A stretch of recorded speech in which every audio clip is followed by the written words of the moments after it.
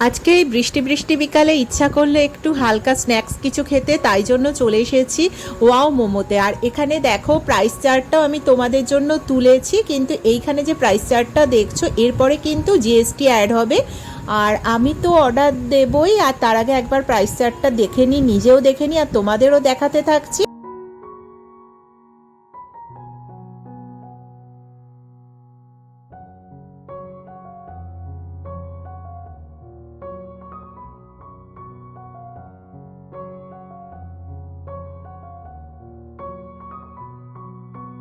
আমি অর্ডার দিচ্ছি veg Himalayan momo, আর দাম পড়ছে 99, আর তারপরে কিন্তু জিএসটি অ্যাড হচ্ছে।